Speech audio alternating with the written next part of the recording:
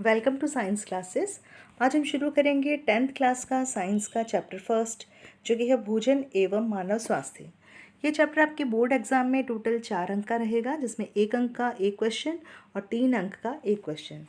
तो स्टार्ट करते हैं भोजन एवं मानव स्वास्थ्य, जिसमें हम बात करेंगे संतुलित आहार पर, कुपोषण क्या होता है और साथ में विटामिन कुपोषण के बारे में। पोषण, जैसा कि आप सभी जानते हैं कि पोषण जीवन का आधार है। सभी जीवों को अपनी दैनिक क्रियाएं, अपनी बायोलॉजिकल प्रोसेसेस, जैविक क्रियाएं करने के लिए पोषण की आवश्यकता पड़ती है, जो वो अपने वातावरण से प्राप्त करता है। इन पोषक पदार्थों का जीवों के पाचन तंत्र द्वारा पाचन किया जाता है, जिससे विभिन्न पदार्थों की आवश्यक तत्व जो होते हैं उनकी उत्पत्ति की जाती है, जिससे विभिन्न आवश्यकताओं की पूर्ति होती है। संतुलित आहार, जैसा कि आप छोटी क्लासेस में पहले भी पढ़ चुके हैं, संतुलित आहार यानी ऐसा भोजन जिसमें पोषण के जो सभी अवयव है, सभी घटक है, वो उचित मात्रा में उपलब्ध हो, ऐसे आहार को हम संतुलित आहार कहते हैं। संतुलित आहार के मुख्य अवयव कौन कौन से, ये आप छोटी क्लासेस में पढ़ चुके हैं, एक बार फिर से रिकॉल करते हैं। जैसे कि कार्बोहाइड्रेट है, प्रोटीन है, वसाएं, खनिज लवण, विटामिन और जल, ये संतुलित आहार के मुख्य घटक होते हैं। अगर इन सब की उचित मात्रा भोजन में उपलब्ध है तो ऐसे भोजन को हम संतुलित भोजन कहेंगे। कुपोषण क्या होता है? जो अभी हमने बताए संतुलित आहार के अवयव, अगर लंबे समय तक भोजन में एक या अधिक पोषक तत्वों की निरंतर कमी रहे तो ऐसी स्थिति को हम कुपोषण के नाम से जानते हैं। कुपोषण का हमारे शारीरिक व मानसिक स्वास्थ्य पर असर पड़ता है, जिसके कारण से शरीर में कई शारीरिक और मानसिक दुर्बलताएं या इनके लक्षण जो है वो दिखाई देने लगते हैं। हम आज सबसे पहले बात करेंगे विटामिन कुपोषण के बारे में, यानी कि विभिन्न प्रकार के विटामिन्स और उनकी कमी से होने वाले रोगों के बारे में। सबसे पहले हम शुरू करते हैं। सबसे पहला जो देखते हैं वो है विटामिन ए। विटामिन ए का नाम जो है वो रेटिनॉल है, यानी कि रासायनिक दृष्टि से इसका जो नाम है वो रेटिनॉल है। ये विटामिन हमारी आँखों के लिए, त्वचा के लिए और बालों के लिए विशेष रूप से आवश्यक होता है। इसके अभाव में त्वचा व बालों में रूखापन सा आ जाता है, साथ ही आँखों को भी ये प्रभावित करता है। विटामिन ए की अगर भोजन में कमी हो निरंतर तो इससे व्यक्ति में रतौंधी नामक रोग हो जाता है। रतौंधी में व्यक्ति को अंधेरे में या कम प्रकाश की स्थिति में दिखाई नहीं देता। इस रोग को हम रतौंधी रोग के नाम से जानते हैं। विटामिन ए जो है वो हमारी आँखों के लिए आवश्यक वर्णक है एक, जिसको हम रोडोप्सिन के नाम से जानते हैं, उसके संश्लेषण में सहायता करता है। अगर विटामिन ए की कमी हो जाए तो रोडोप्सिन का संश्लेषण प्रभावित होता है और यही रोडोप्सिन हमें मंद प्रकाश में देखने में सहायक होता है। तो रोडोप्सिन का निर्माण बाधित हो जाने के कारण व्यक्ति को कम प्रकाश की स्थिति में दिखाई नहीं देता, जिसे हम रतौंधी नामक रोग के नाम से पहचानते हैं। विटामिन ए का सोर्स यानी स्रोत, इसके लिए हमें ताज़े फल, सब्जियां, गाजर इत्यादि का सेवन करना चाहिए। उसके बाद हम बात करते हैं विटामिन बी की। विटामिन बी कई फॉर्म्स में पाया जाता है, जिसको vitamin B1, B2, B3, B7, B5, B12 आदि नाम से जाना जाता है। आपकी जो 10th की बुक में दे रखे हैं वो 3 दिए गए हैं, एक विटामिन B2, विटामिन B3 और विटामिन B12। पहले हम बात करते हैं विटामिन B2 की।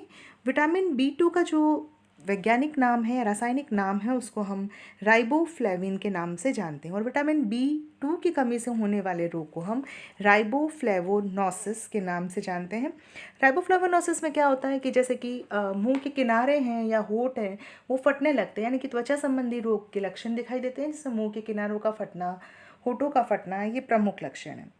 उसके बाद हम बात करते हैं विटामिन B3 को। विटामिन B3 को हम नियासिन के नाम से भी जानते हैं। और अगर व्यक्ति के भोजन में विटामिन B3 की कमी हो जाए तो ऐसी स्थिति में होने वाले रोग को पेलेग्रा या पेलाग्रा कहा जाता है।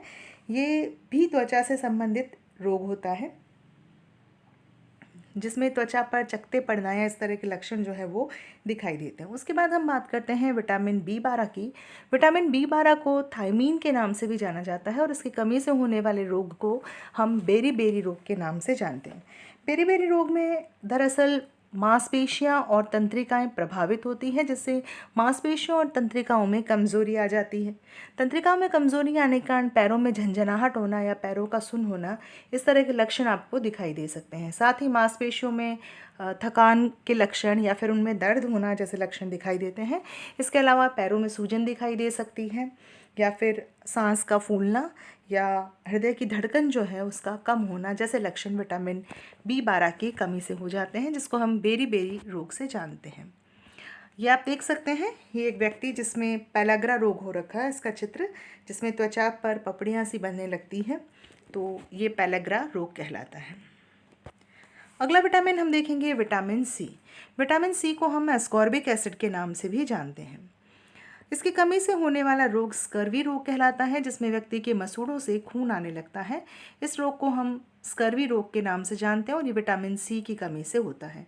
इसके अलावा विटामिन सी की कमी से थकान, मांसपेशियों में कमज़ोरी जैसे लक्षण भी आपको दिखाई दे सकते हैं।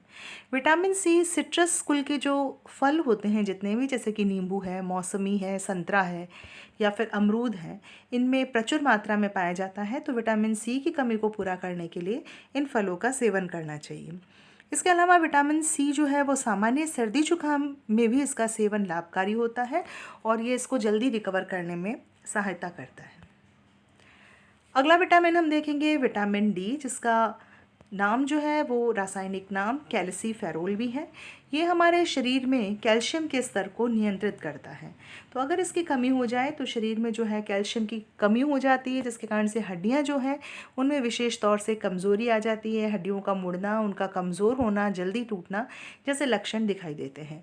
विटामिन डी का संश्लेषण सूर्य की किरणों में अगर हम सूर्य की किरणों में बैठें तो इन किरणों में हमारा शरीर जो है वो हमारी त्वचा जो है वो विटामिन डी का संश्लेषण करने में सक्षम होती है। अगर विटामिन डी की कमी हो जाए बच्चों में तो इससे होने वाले रोग को हम रिकेट्स के नाम से जानते हैं, जिसमें हड्डियों का कमज़ोर होना, हड्डियों का मुड़ना, टांगों का मुड़ना जैसे लक्षण दिखाई देते हैं। और वयस्कों के अंदर अगर विटामिन डी की कमी हो जाए तो इस स्थिति को हम ऑस्टियोमलेशिया के नाम से जानते हैं। यानी बच्चों में अगर कमी हो गई तो उसे हम रिकेट्स कहेंगे, और अगर वयस्क में या एडल्ट्स में इसकी कमी है तो इसको हम ऑस्टियोमलेशिया के नाम से जानेंगे। ऑस्टियोमलेशिया रोग में यानी कि वयस्कों में अगर विटामिन डी की कमी हो जाए तो उनकी हड्डियाँ जो है वो नर्म या मुलायम या सॉफ्ट हो जाती हैं और जल्दी टूटने का उनमें खतरा रहता है। ये आप देख सकते हैं व्यक्ति जिसका जो रिकेट्स रोग से ग्रसित है बच्चा, इसकी टांगें जो है वो मुड़ी हुई है, यानी इसमें विटामिन डी की कमी है।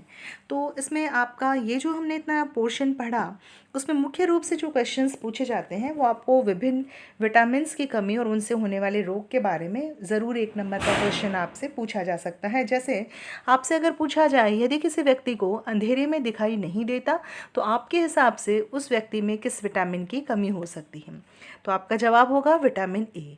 सेम आपसे पूछा जा सकता है कि किसी के अंदर हड्डियां कमज़ोर हो गई हैं, पैर मुड़ने लगे हैं, तो उसमें कौन से विटामिन की कमी हो सकती है, तो आपका जवाब होगा विटामिन डी।